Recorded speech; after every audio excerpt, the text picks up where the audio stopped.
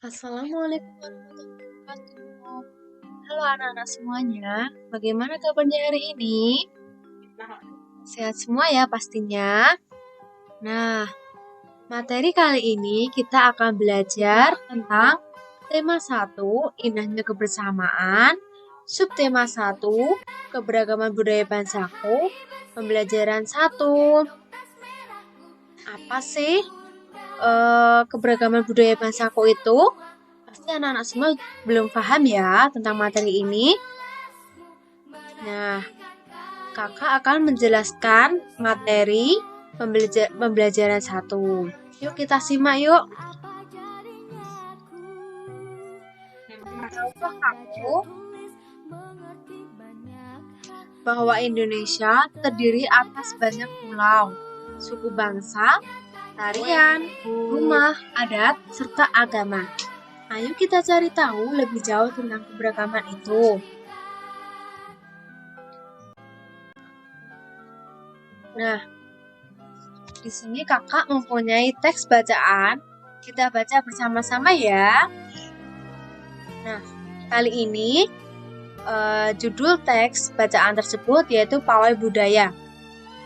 Pawai budaya sangat menarik bagi warga Kampung Babakan. Pawai ini selalu menampilkan keragaman budaya Indonesia. Udin dan teman-teman tidak pernah bosan menanti rombongan pawai lewat. Tahun ini mereka datang ke alun-alun untuk melihat pawai tersebut. Kakek Udin pun terlihat sabar menanti. Terdengar suara gendang yang menandakan rombongan pawai semakin dekat. Nah, nanti anak-anak semua bisa membaca teks bacaan tersebut di rumah ya. Ini kakak hanya sekedar memberikan contoh teks bacaan. Nanti lanjutannya anak-anak bisa membaca di bukunya masing-masing ya. Di dalam suatu bacaan terdiri atas beberapa paragraf. Jadi satu paragraf itu memiliki gagasan pokok yang didukung oleh gagasan pendukung. Ayo, apakah kalian semua mengetahui tentang gagasan pokok dan gagasan pendukung? Yuk kita simak.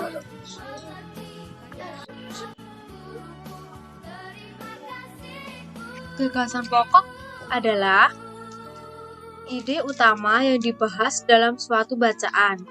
Dapat berupa kalimat inti atau berupa pokok paragraf. Nah, jadi kata kunci gagasan pokok itu ide utama atau berupa kalimat inti. Selanjutnya, ada gagasan pendukung juga.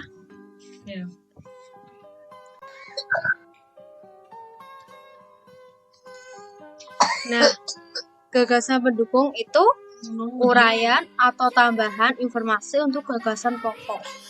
Tadi gagasan pokok itu ide utama.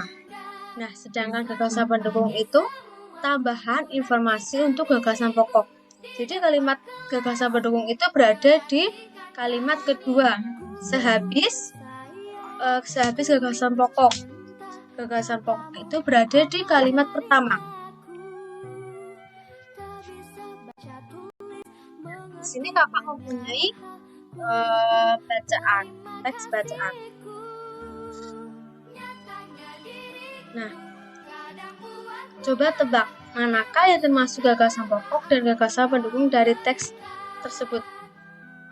Nah, yuk kita bersama-sama membaca teks bacaan ini ya. Pawai budaya sangat menarik bagi warga Kampung Babakan. Pawai ini selalu menampilkan keragaman budaya Indonesia. Udin dan teman-teman tidak pernah bosan menanti rombongan pawai lewat. Tahun ini, mereka datang ke alun-alun untuk melihat pawai tersebut. Kakek Udin pun terlihat sabar menanti. Terdengar suara gendang yang menandakan rombongan pawai semakin dekat. Nah, gagasan pokok terdapat di kalimat berapa anak-anak? Kita coba cek ya. Nah, ternyata gagasan pokok terdapat di kalimat pertama. Sedangkan kalimat kedua ini termasuk gagasan apa ya? Gagasan pendukung, benar sekali. Ternyata kalimat kedua, sehabis kalimat pertama ini termasuk ke dalam gagasan pendukung. Selanjutnya, wah, budaya Indonesia sangat beragam ya. Apa yang membuat setiap budaya berbeda? Ayo kita pelajari. Nah, Indonesia itu sangat beragam. Beragam kayak rumah adat, beragam tariannya, beragam agamanya dan tempat ibadahnya. Keberagaman sosial dan budaya, Indonesia adalah negara yang sangat beragam budaya, agama, dan bahasa daerahnya. Sebagai warga negara baik, kita wajib menghargai keberagaman tersebut. Nih, di sini terdapat rumah adat Tongkongan dan ada berbagai macam bahasa daerah. Menghargai keragaman dapat diwujudkan melalui beberapa perilaku berikut ini. Yang pertama, mempelajari tarian dari daerah lain.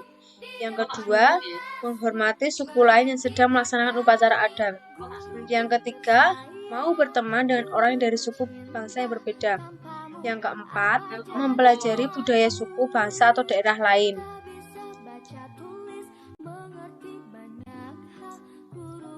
Manfaat menghormati dan menghargai keragaman suku dan budaya sebagai berikut.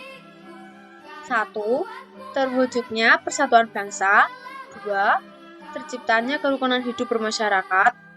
3. Terciptanya rasa tentram, aman, dan nyaman di masyarakat. Yang keempat, mendorong masyarakat untuk hidup bersama dengan harmonis. Selain kaya akan budaya, tarian, dan makanan khas daerah, Indonesia juga kaya akan jenis alat musik. Berikut adalah contoh alat musik yang dimiliki oleh berbagai suku di Indonesia. Cara memainkannya berbeda-beda. Apa sih alat musiknya? Kita simak ya. Alat musik apa ini anak-anak? Ini alat musik angklung.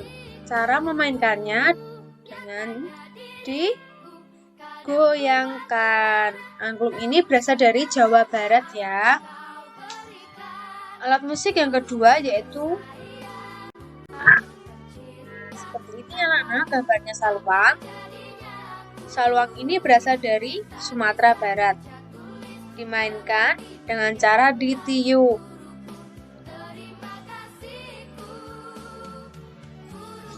Terus ada tingka. Tingka ini berasal dari Papua. Dimainkan dengan cara dipukul. Nah, seperti ini anak-anak gambarnya. Terus ada kendang. Kendang berasal dari Jawa Barat. Dimainkan dengan cara dipukul. Bagaimana cara menghasilkan bunyi yang lebih keras atau lebih pelan? Segala macam bentuk bunyi berasal dari benda yang bergetar. Getaran dari suatu benda akan mengakibatkan udara di sekitarnya bergetar. Getaran tersebut menimbulkan gelombang bunyi disebut sumber bunyi. Sumber bunyi itu apa anak-anak? Sumber bunyi itu getaran yang menimbulkan gelombang bunyi. Nah, kali ini kakak memberikan tugas untuk dikerjakan di rumah ya. Nanti anak-anak semua bisa belajar dengan orang tua membunyikan berbagai jenis barang seperti botol, sendok, ember, dan tutup panci. Usahakan agar bunyi yang dihasilkan enak didengar. Seperti itu nanti bisa digoyang-goyangkan, nanti bisa sendok itu bisa dipukul-pukul, diteng-teng pakai botol gitu. Nanti bunyinya agar bunyi itu bisa didengar itu lebih enak. Nah, terima kasih. Semoga bermanfaat dengan materi yang kakak berikan. Semangat belajarnya ya anak-anak. Wassalamualaikum warahmatullahi wabarakatuh.